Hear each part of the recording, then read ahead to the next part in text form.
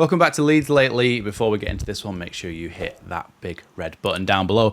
Today's video, though, is going to be a little bit of tactical analysis. And yes, the tactical board is making its return. I know some people really enjoy it. So make sure you hit the like button for that as well. But we're going to be talking about kind of the importance of bringing in a number 10, of having a number 10. And actually yesterday we had Leeds fans on the flight tracker seeing that there was the same jet, or the same jet company that chartered Laji Ramazani's jet into Leeds from Spain was actually chartering a jet from Paris into Leeds Bradford. So could that be Illan KEBBAL?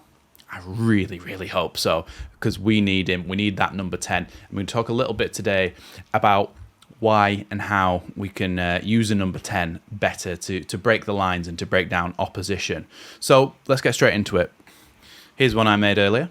Now, the instant you look at this, it's going to look very complicated unless you've kind of seen these, well, some of these terms before. Obviously, wing and centre is pretty basic, but the half space and things like that. So I'll explain what's on here first, and then we'll explain how it will actually translate into a game of football. So obviously, your wings, but the reason that I've split the pitch like this is to show you what the half space is. The half space is this space here, the dotted lines basically running all the way up that bit of the pitch and all the way up that bit of the pitch between the edge of the box and the edge of the D on the box. Those are the half spaces, and according to Rocco, around 70% of goals come from those areas. So it's important that you use them well, you know how to use them. And Daniel Farke's system is actually kind of based a lot on trying to get people into those areas. Now, at present, without Jorginho, because he was very good at this, making runs into the half space, passing balls into the half space,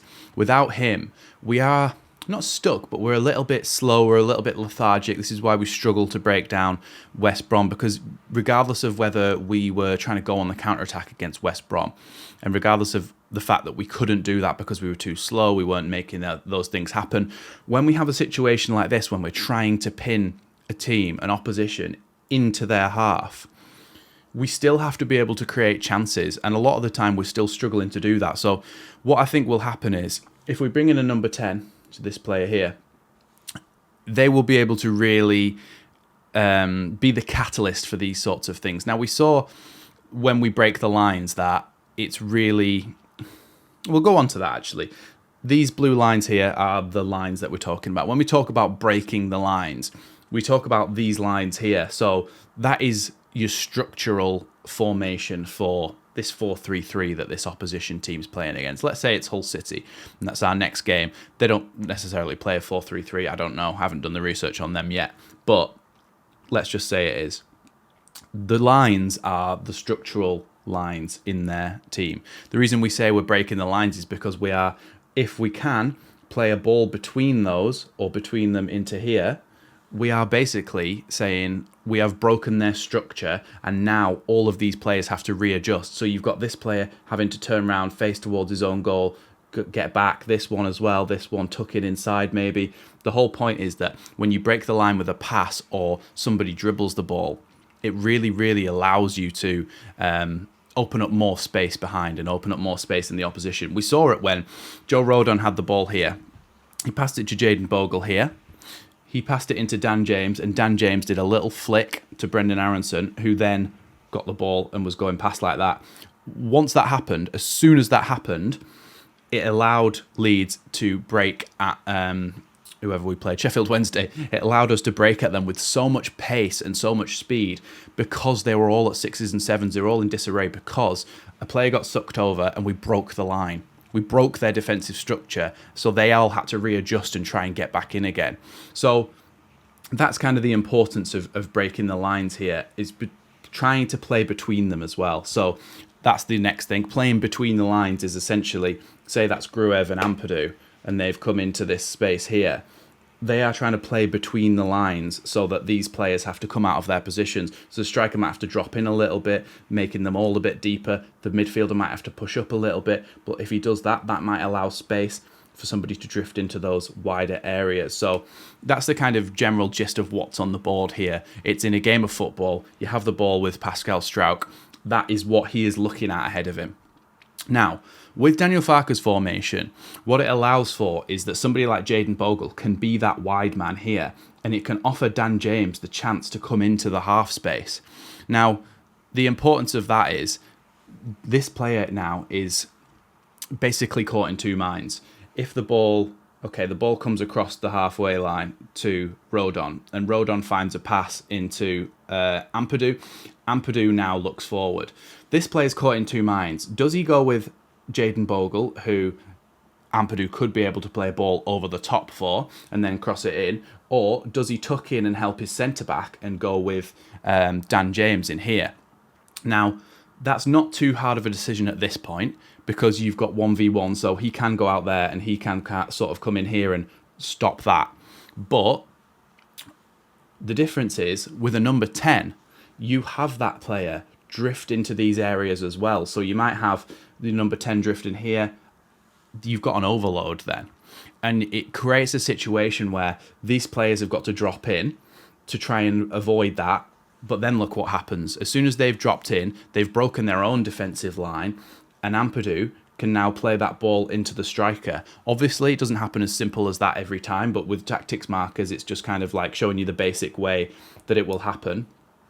The other thing that can happen is that Jayden Bogle might stay a little bit deeper. He might be a passing option for somebody in here, and Dan James actually might stay out wide on the wing.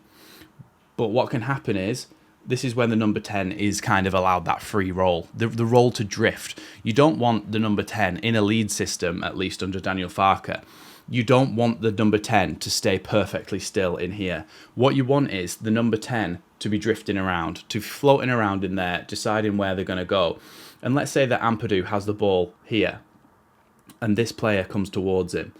If he can play the ball into this number 10 role here. Now, because he's broken the line, it allows all the Leeds players to try and get forward then. Every Hull City player in this example has got to readjust. He's got to go across there to try and stop that. And that's when you see sometimes a pass go straight through on goal and you go, well, how the hell did the striker just get completely free and through on goal?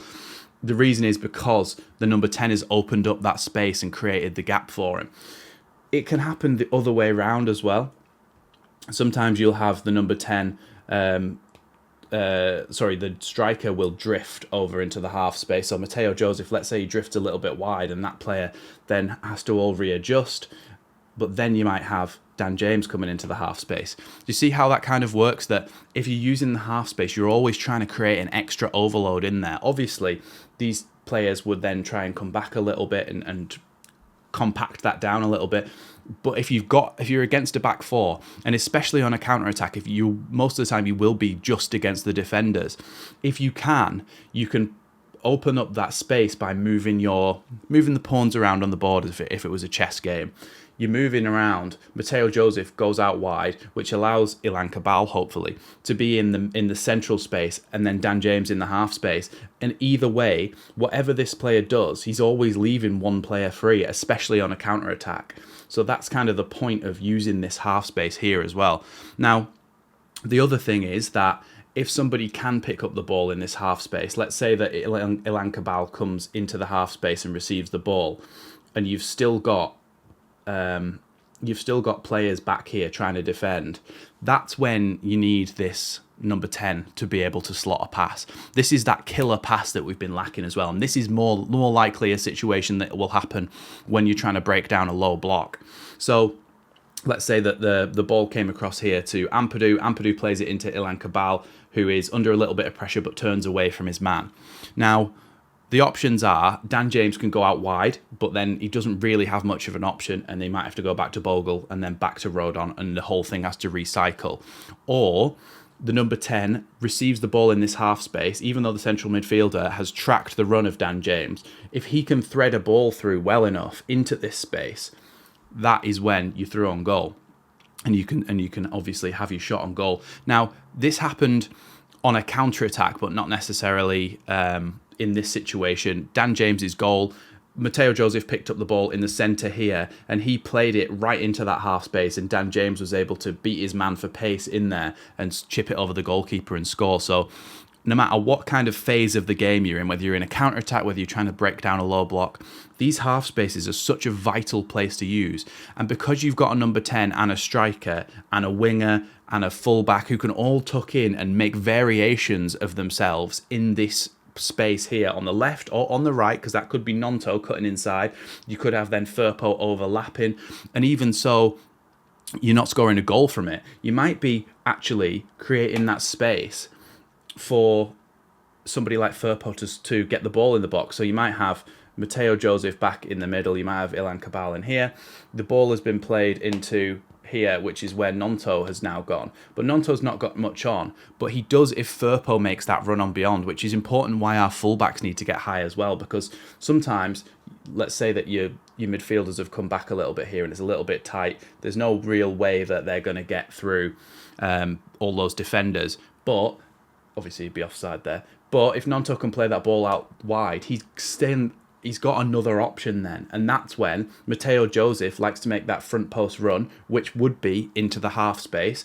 You've got somebody like KEBBAL who could sit on the edge. Dan James going into the back post. You can see how as soon as you break those lines, everybody can flood forward into the box and open up that space. Now, the reason that I say that we need a number 10, the reason I make this video as well, is because a number 10 can make these situations so much more often than somebody who's not used to playing in those half spaces, playing in the space between the lines in here.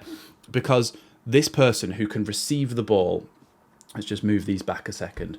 If you've got a player in here who can receive the ball so well in those situations and has the ability to be press resistant, to stop players taking the ball off him the immediately he picks it up, when he gets it in here, you have so many more options. If you've got somebody who, like Joel Peru, not to pick him out, but it's not his role, it's not his game, so it's not his fault either. But when he's in this situation, he hasn't really got the ability to take a great touch and get away from someone and be press resistant. A lot of the time he'll get the ball taken off him. And B, he's not really got those kind of passes in his locker and the vision to do them. That's why when you have a number 10, they can utilize these spaces so much better than somebody who's not used to. So next time you're watching Leeds, on Friday, I mean, we'll talk about it on the stream as well, which of course I'll be live for, so don't forget to join me. We'll talk about it then. But look out for these half spaces. Look out for the players that drift into them.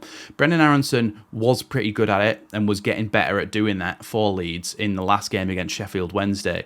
But I wouldn't necessarily say he's an out-and-out number 10. I don't think he's got the vision and the passing ability to put it through. He's certainly got the skill and the ability to drop a shoulder and be press resistant. But he hasn't got that full package in terms of passing the ball as well, which is why I want that absolute specialist in Ilan KEBBAL in there.